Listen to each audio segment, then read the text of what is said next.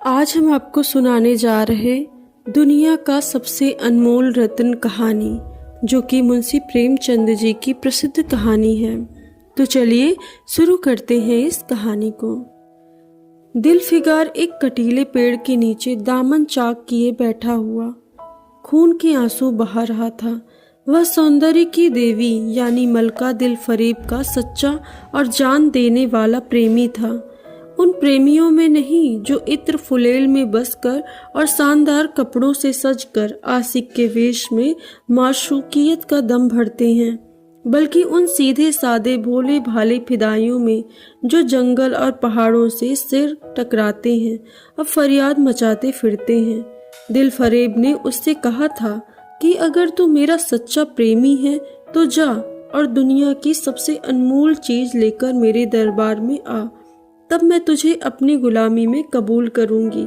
अगर तुझे वह चीज ना मिले तो खबरदार इधर रुख ना करना, वरना सूली पर खिंचवा दूंगी। दिलफिगार को अपनी भावनाओं के प्रदर्शन का, सिकवा शिकायत का, प्रेमिका के सौंदर्य दर्शन का तनिक भी अवसर ना दिया गया। दिलफरेब ने ज्यों ही यह फैसला सुनाया, उसके चौबदारों ने गरीब दिलफिगार को धक्के देकर बाहर निकाल दिया और आज 3 दिन से यह आफत का मारा आदमी उसी कटीले पेड़ के नीचे उसी भयानक मैदान में बैठा हुआ सोच रहा है, क्या करूं? दुनिया की सबसे अनमोल चीज मुझको मिलेगी? नामुमकिन। और वह है क्या?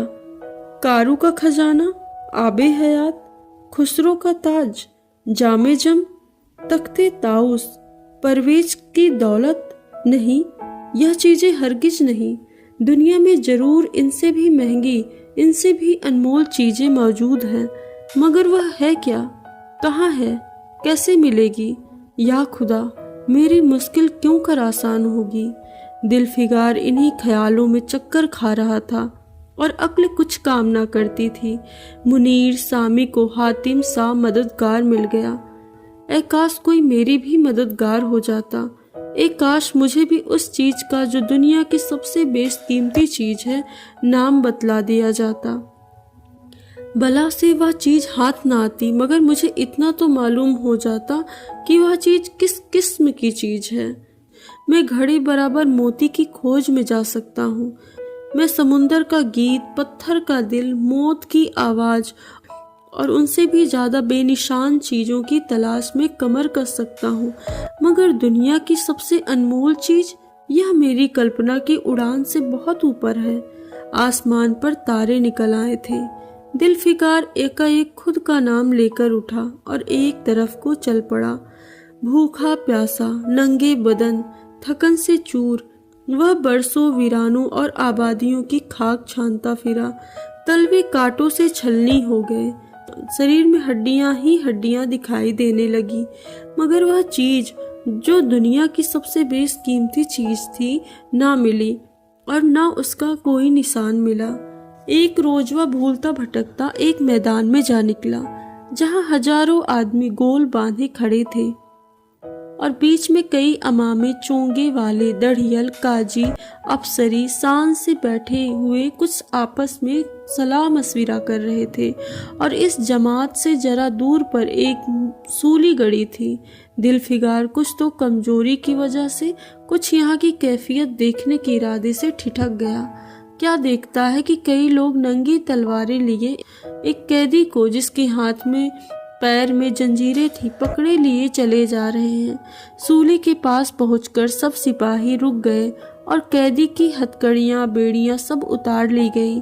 इस अभागे आदमी का दामन सैकड़ों बेगुनाहों के खून के छींटों से रंगीन था और उसका दिल नेकी के ख्याल से और रहम की आवाज से जरा भी परिचित ना था। उसे काला चोर कहते थे। सिपाहियों ने उसे सूली के तख्ते पर खड़ा कर दिया। मौत की फांसी उसके गर्दन में डाल दी गई और जल्लादों ने तख्ता खींचने का इरादा किया कि वह अभागा मुजरिम चीख कर बोला, खुदा के वास्ते मुझे एक पल के लिए फांसी से उतार दो, ताकि अपने दिल की आखिरी आरजू निकाल लूं। यह सुनते ही चारों तरफ सन्नाटा छा गया। लोग अचंभे में आकर ताकने लगे। काजियों ने एक मरने वाले आदमी की अंतिम याचना को रद्द करना उचित ना समझा और बदनसीब काला चोर जरा देर के लिए फांसी से उतार लिया गया। इसी भीड़ में एक खूबसूरत भोला भाला लड़का एक छड़ी पर सवार होकर अपने पैरों पर उछल उछल कर फर्जी घोड़ा दौड़ा रहा था और अपनी सादगी की दुनिया में ऐसा मगन था कि जैसा वह इस वक्त सचमुच किसी अरबी घोड़े का सवार हो। उसका चेहरा उस सच्ची खुशी से कमल की तरह खिला हुआ था जो चंद दिनों के लिए बचपन ही में हासिल होती है, जिसकी याद हमको मरते दम तक नहीं भूलती। उसका दिल अभी तक पाप की गर्द और धूल से अछूता था और मासूमियत उसे अपनी गोद में खिला रही थी। बदनसीब काला चोर फांसी से उतरा, हजारों आंखें उस पर गड़ी हुई थी। वह उस लड़के के पास आया और उसे गोद में उठाकर प्यार करने लगा। उसे इस वक्त वह जमाना याद आया जब वह खुद ऐसा ही खुश व खुर्रम, दुनिया की गंदगियों से ऐसा ही पाक साफ था और माँ गोदियों में खिलाती थी, बाप बलाएं लेता था और सारा कुनबा जान न्यौछावर करता था। आह, काले चोर के दिल पर इस वक्त बीते हुए दिनों की याद का इतना असर हुआ कि उसकी आंखों से जिन्होंने दम तोड़ती हुई लाशों को तड़पते देखा और ना झपकी, आंसू का एक कतरा टपक पड़ा। दिलफिगार ने लपक कर उस अनमोल मोती को हाथ में ले लिया और उसके दिल ने कहा, बेशक यह दुनिया की सबसे अनमोल चीज है जिस पर तख्ते ताउस और जमे जम और आबे हयात और जजे परवेज सब न्यौछावर हैं। इस ख्याल से खुश होता, कामयाबी की उम्मीद में सरमस्त दिलफिगार अपनी माशूका दिल फरेब के शहर मीनोशवाद को चला।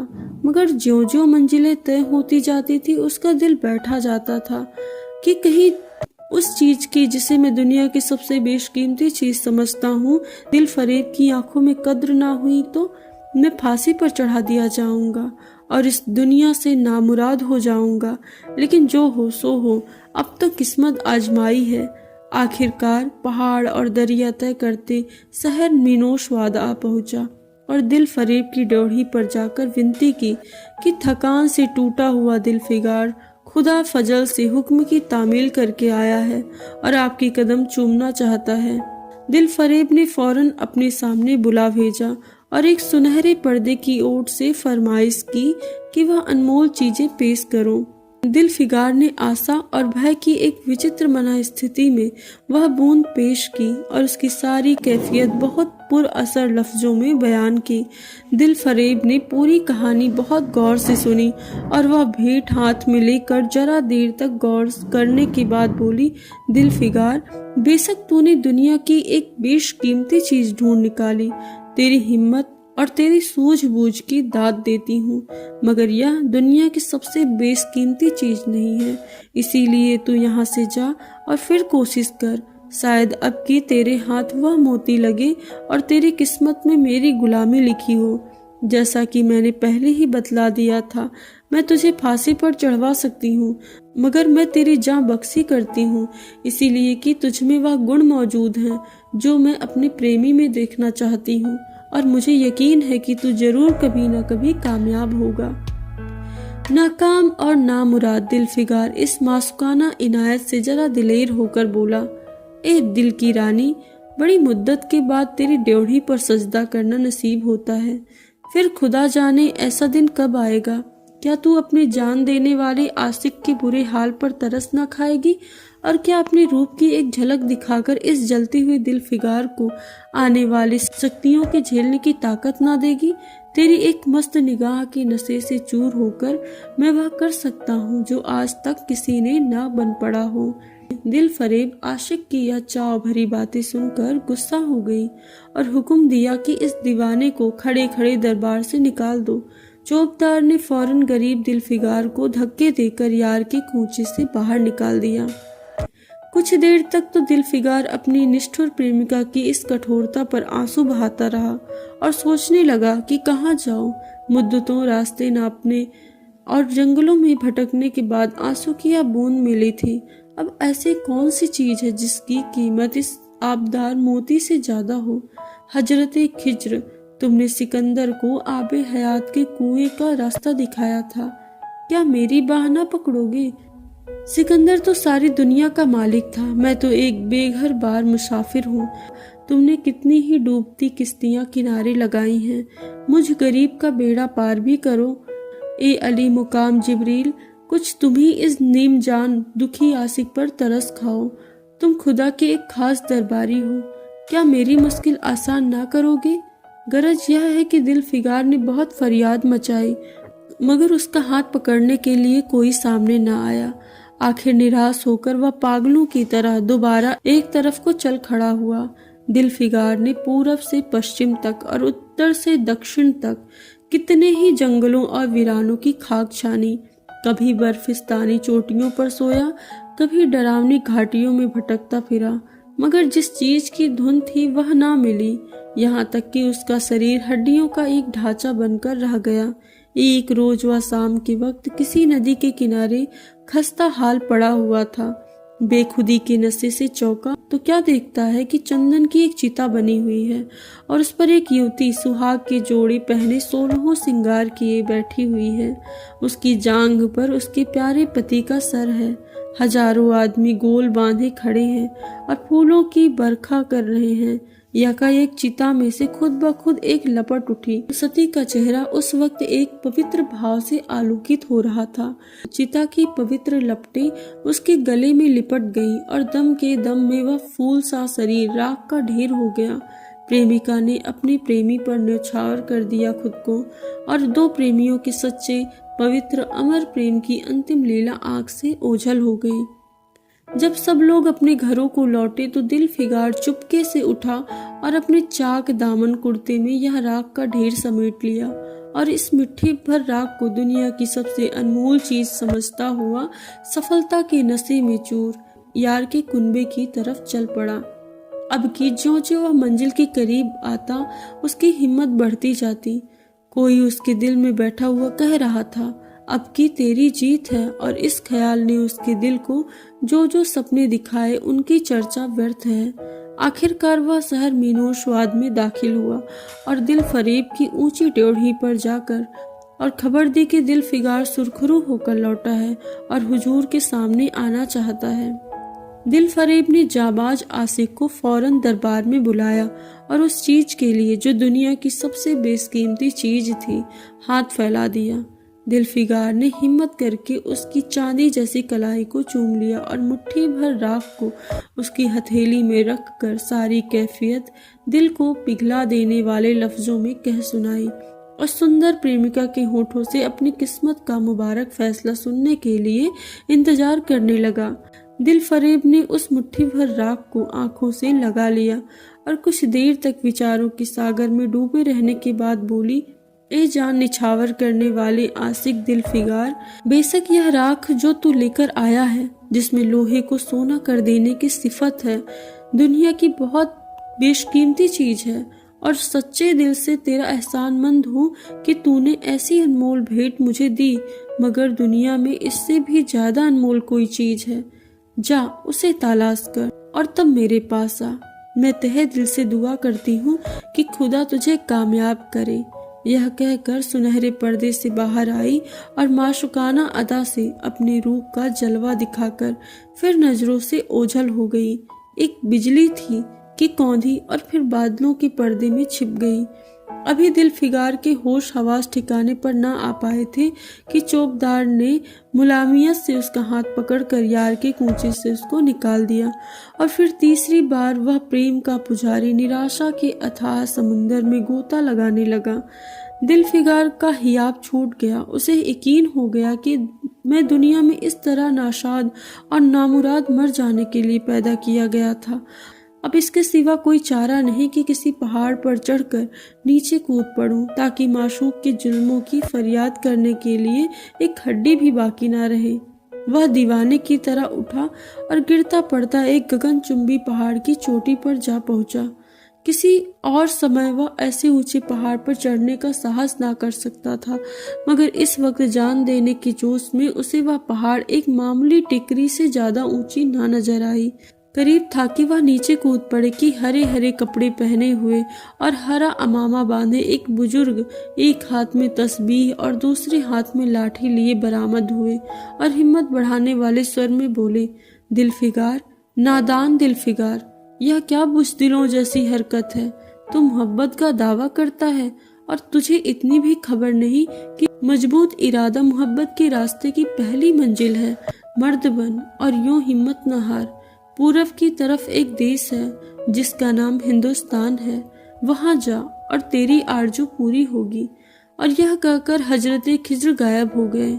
दिलफिगार ने शुक्रिया की नमाज अदा की और ताजा हौसले, ताजा जोश, अलौकिक सहायता का सहारा पाकर खुश खुश पहाड़ से उतरा और हिंदुस्तान की तरफ चल पड़ा।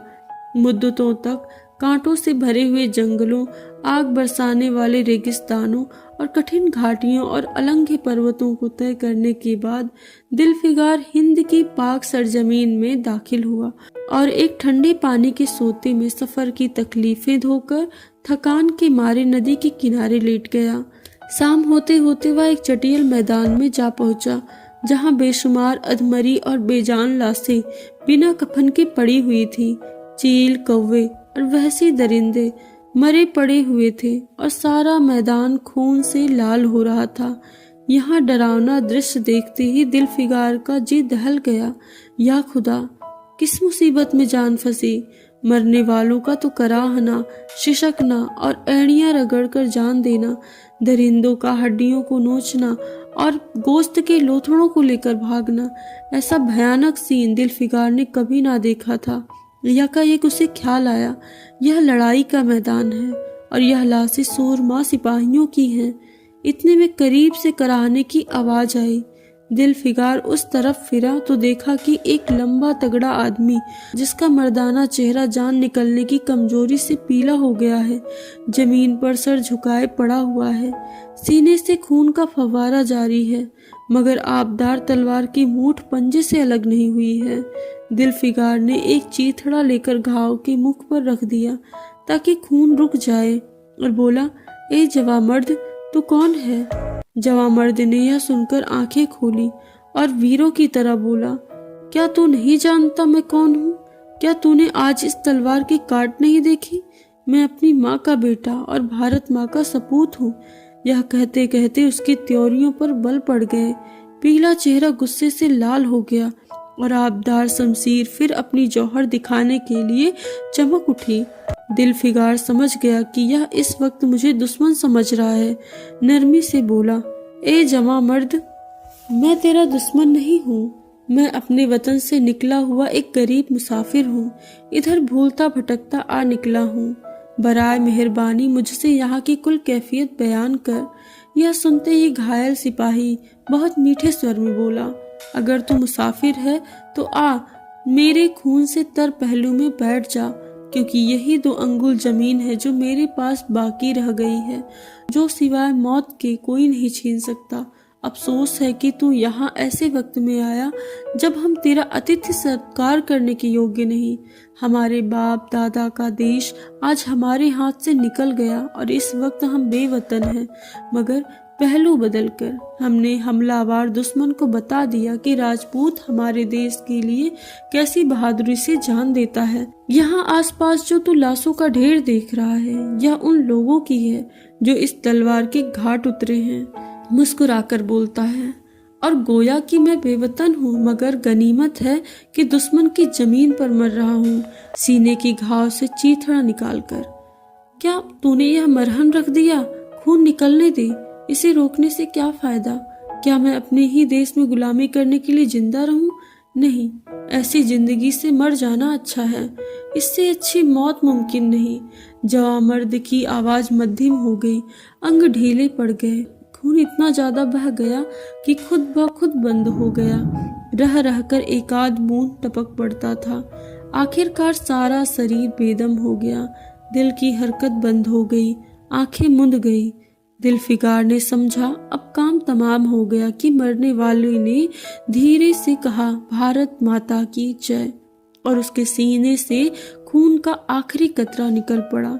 एक सच्चे देश प्रेमी और देशभक्त ने देशभक्ति का हक अदा कर दिया।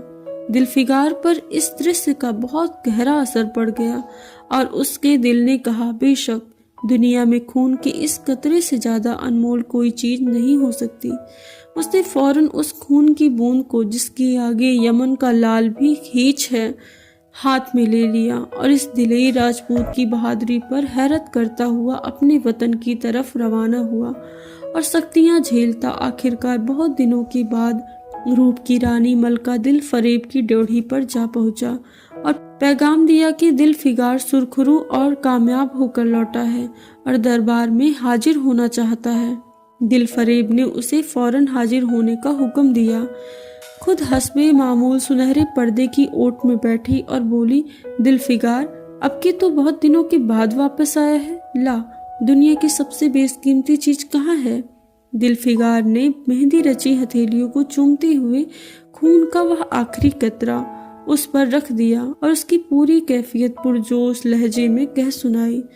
वह खामोश भी न होने पाया था कि यकायक वह सुनहरा पर्दा हट गया और दिलफिगार के सामने हुस्न का एक दरबार सजा हुआ नजर आया, जिसकी एक एक नाजमीन जुलेखा से बढ़कर थी। दिलफरेब बड़ी शान के साथ सुनहरी मसनद पर सुशोभित हो रही थी। दिलफिगार हुस्न का यह तिलस्म देखकर अचंभे में पड़ गया और चित्र लिखित सा खड़ा रह गया। दिलफरेब मसनद से उठी और कई कदम आगे बढ़कर उससे लिपट गई। गाने वालियों ने खुशी के गाने शुरू किए। दरबारियों ने दिलफिगार को नजरें भेंट की और चांद सूरज की बड़ी इज्जत के साथ मसनद पर बैठा दिया। जब वह लुभावना गीत बंद हुआ तो दिलफरेब खड़ी हो गई और हाथ जोड़कर दिलफिगार से बोली, ए जानसीर आशिक दिलफिगार, मेरी दुआएं बर आई और खुदा ने मेरी सुन ली और तुझे कामयाब व सुरखरू कर दिया। आज से तू मेरा मालिक है और मैं तेरी लौंडी। यह कहकर उसने एक रत्न जड़ित मंजूसा मंगाई और उसमें से एक तख्ती निकाली, जिस पर सुनहरे अक्षरों में लिखा हुआ था, खून का वह आखिरी कतरा जो वतन की हिफाजत में गिरे दुनिया की सबसे अनमोल चीज है। ये कहानी यहीं पे समाप्त होती है। धन्यवाद।